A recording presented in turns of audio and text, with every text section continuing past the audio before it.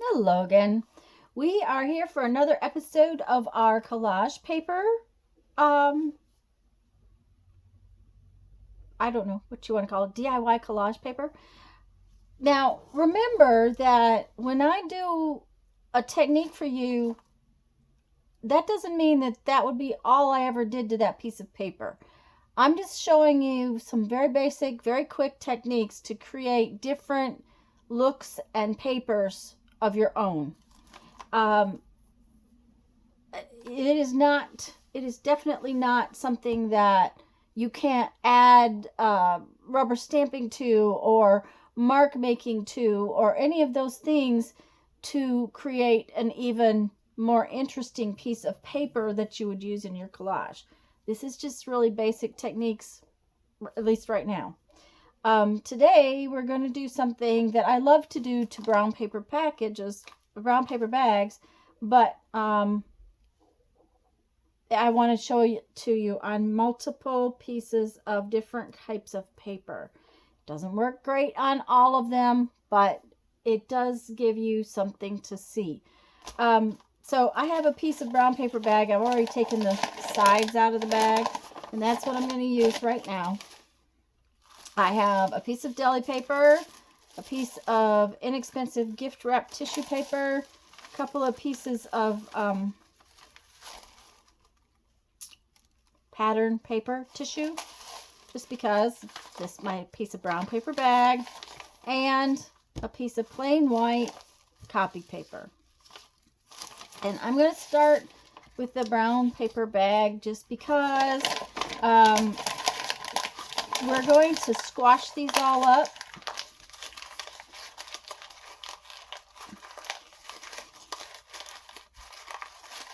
And one of the things I will tell you is that you want to squash them and stretch them multiple times.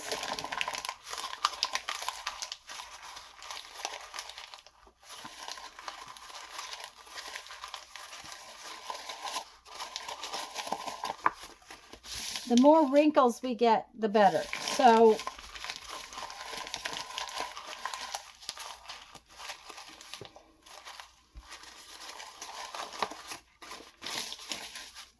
that's making me happy. Now, the next step is to ink our paper. And you want to use, well, I want to use a permanent ink. The reason I want to use a permanent ink is because I use a lot of wet medium.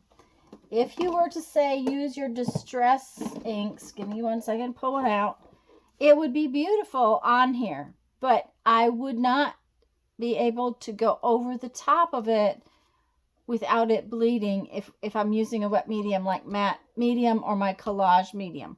So I tend to use a permanent ink. These archival inks, they're upside down, I guess. Archival inks are permanent once they're dry. The StazOn is also a permanent ink. Now, today I'm going to use the StazOn simply because it dries very quickly. I have it, and that's interesting. I have 2 blacks for some reason. Anyways, I am going to just grab out my green one and my brown one. Okay, just because I'm going to do a couple of different colors on this piece of paper so that you can kind of see some differences. I just happen I'm going to be using this one today because it dries real fast. If you're not in a hurry just to go over it with something, because I'm going to go over this one in a few minutes, don't worry, your archival inks will work just fine. It's just that you don't really want to do this and have it bleed if you think you might be going over it with a wet medium. And I am just breaking across the top, and you can see, let me bring you in much closer.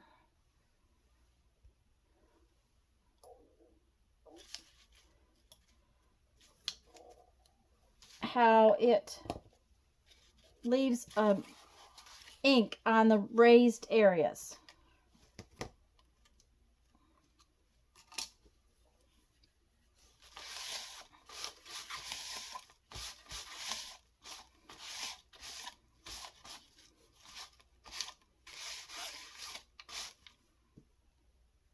Okay, so now if I were to flatten this piece of paper out, it would make some really nice collage paper. I'm going to do something more with this in a minute when it's completely dry. In the meantime, I'm going to quietly wad up these papers and show you some of these other papers. That's what, very white, and show you what it looks like using colors and things like that. And I'm just going to work here kind of quiet for the next few minutes.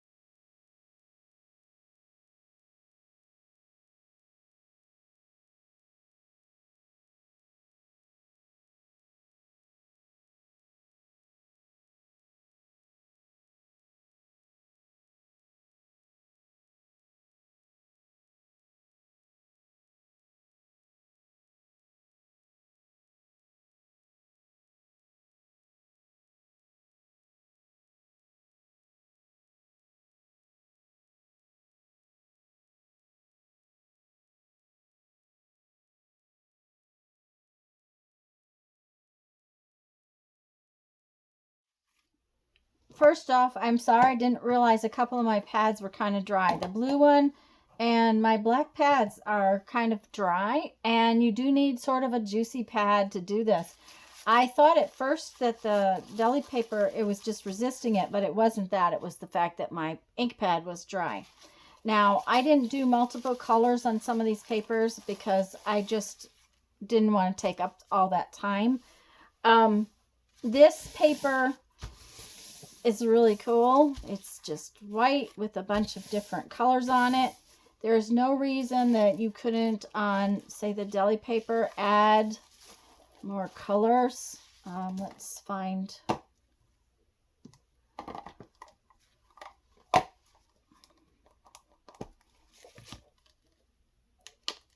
Oh, I really should squash it again though before I do that, because you want to have different mountains. That's the point. When you add a second color, make it have a different raised area that will just add to the coloration that's on it. And you notice how it just picks up sort of on the mountains. Well, now then, you can leave this wrinkly, which I happen to like wrinkly paper, but you could also iron these very, very smooth. Iron them from the back side, guys. Use a press cloth. Don't ruin your iron. Don't stick things to your iron. But you see the texture, the wonderful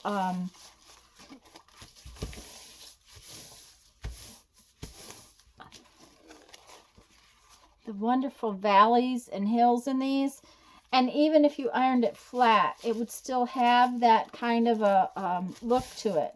I really like this brown on brown piece that I did. And remember that if you use wet medium to put your paper down, the tissue is going to kind of blend into your background. Now, this, with the paper bag, we've done this before. I bet you a bunch of you have done this before. This is a faux leather look, and oh my, I have color in my water. I forgot.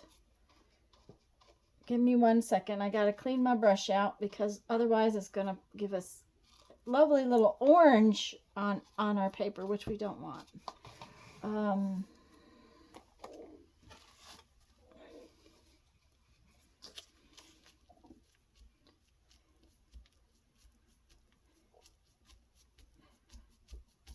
Okay. What we do is we take Mod Podge or Collage medium or matte medium. You all know I use a Collage medium. It's a mixture of Mod Podge and Elmer's Glue All. And I will put a link right up there, if I can remember it, to the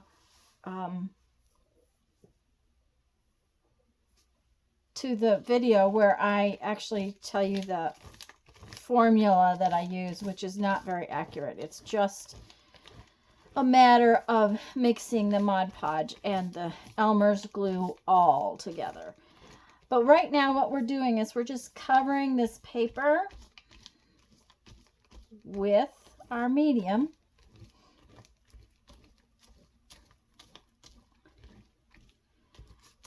And this, when it gets dry, has a very interesting look, very much like leather. It's like a faux leather kind of thing, and it's fun to use as in your collages, but it's also fun to use as book covers and things like that. So I'm just going to cover this. I'm not going to worry about getting it right out to the edge, just simply because this is a piece I'll use in my collage. As you noticed, it does sort of flatten itself out a little bit as it goes. Not a big deal. Okay. So it just so happens that through the magic of television, I have an almost dry piece.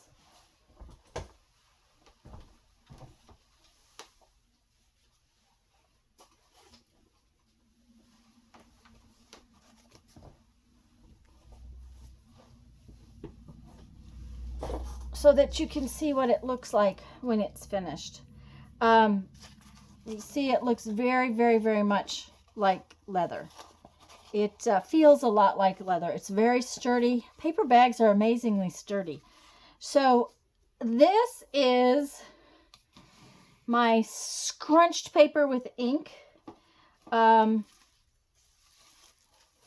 I hope you liked this video. I hope that if you do, please do give it a thumbs up. Where's my nice pretty colors? There we go. the YouTube algorithm thing does like it when you do those thumbs ups, guys. But let me know if you're having fun with this series. If you're not, maybe I should just stop doing it. But I am having fun creating different papers. And like I said, this isn't necessarily where I would leave it. I might put stamps over it. I might put marks on it. It's hard to say. But the other thing is that you need to think about the fact that I'm going to tear it up and use it in smaller pieces in my collages. So it's not likely going to get used just as a single sheet kind of thing. Okay, guys, I want to tell you, this has been a long video, and I'm hopefully going to speed up some of it. But for today, go have fun. Make some art. Bye-bye.